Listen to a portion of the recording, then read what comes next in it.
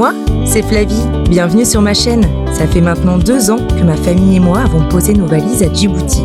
Préparez-vous à explorer nos aventures, nos voyages et une pincée de France.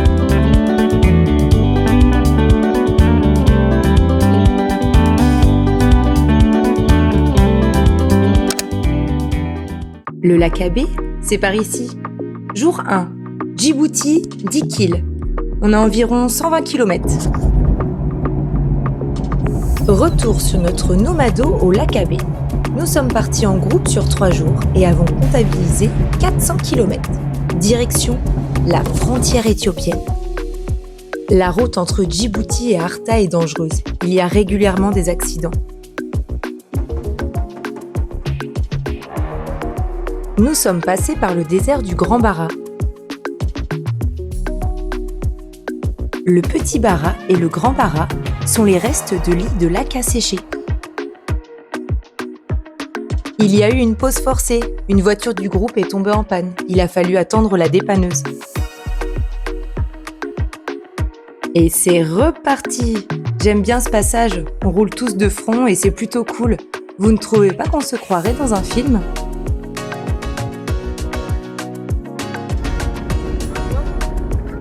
On a même pu admirer le coucher du soleil.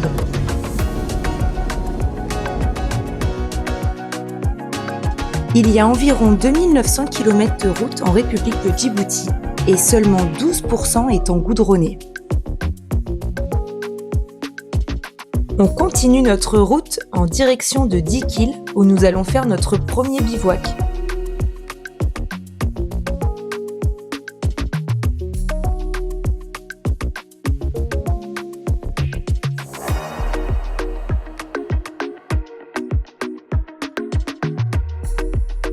Avec le retard pris sur la route, nous avons dû nous installer de nuit. Avec une visite qui nous a franchement pas rassurés. Le scorpion jaune vit principalement dans le désert et sa piqûre contient des toxines pouvant entraîner la mort. Après avoir mis les baskets, nous avons assisté à une danse traditionnelle djiboutienne.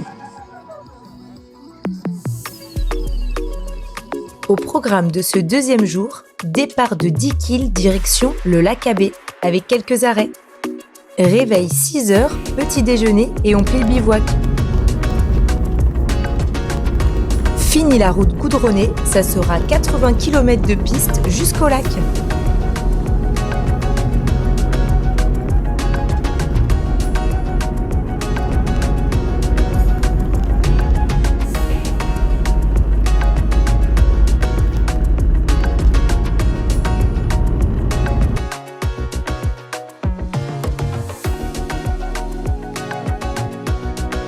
Sur notre route, on passe par le village d'Assela, dernier point pour avoir du réseau. Les 24 prochaines heures seront coupées du monde.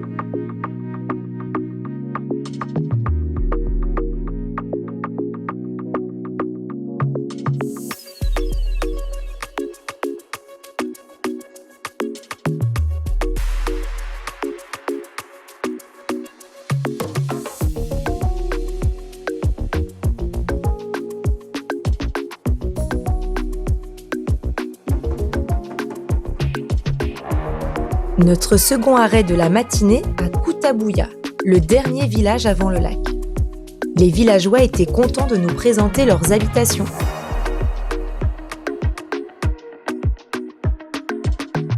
Nous avons repris la route avec beaucoup de poussière.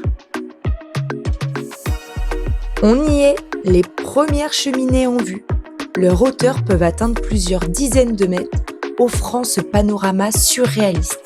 De la vapeur d'eau s'échappe régulièrement des cheminées et l'odeur de soufre peut être parfois présente.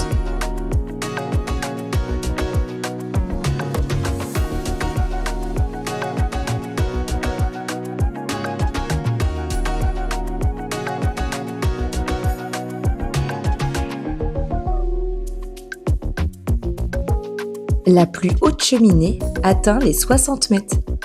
La sensation de se promener au milieu des cheminées, c'est comme marcher sur une autre planète.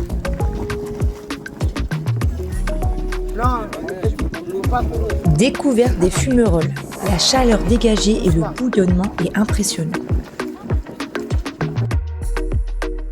Le lac Abbé se situe à cheval sur la frontière entre l'Éthiopie et Djibouti. Arrivés à notre bivouac au pied des cheminées pour une dernière nuit à la belle étoile. Quand le soleil se couche, le paysage est magnifique. Un ciné-brousse est installé pour les enfants. Au programme de cette 3e journée, 200 km jusqu'à la maison. Le jour se lève et la nuit a été plutôt courte. Des hyènes sont venues rôder autour de notre campement. Leur ricanement nous a réveillés. Elles étaient proches, 5-6 mètres. Je n'étais pas tranquille de les savoir à côté.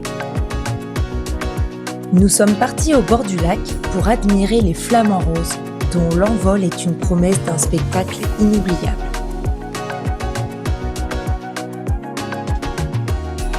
Le lac Abbé signifie lac pourri. Des enfants transportaient de l'eau jusqu'à leur village. Voiture chargée et c'est reparti.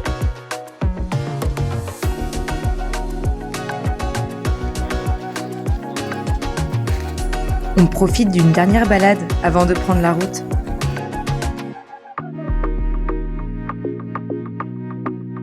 Lors de notre retour, nous avons aperçu 2 phacochères,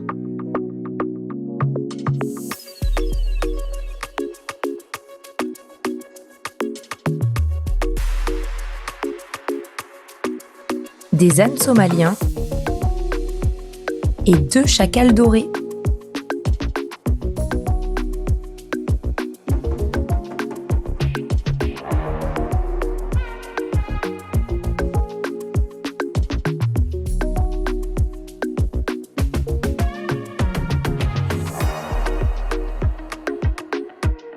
Après cette déconnexion totale, retour à Djibouti City, 5 heures de route nous attendent.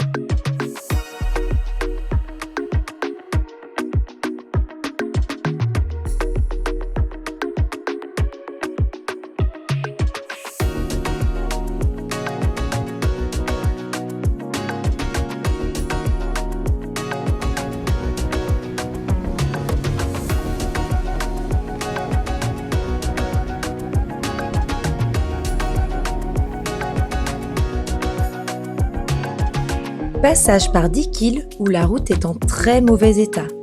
À l'aller, on était de nuit, mais là, de jour, on se rend bien compte des dégâts.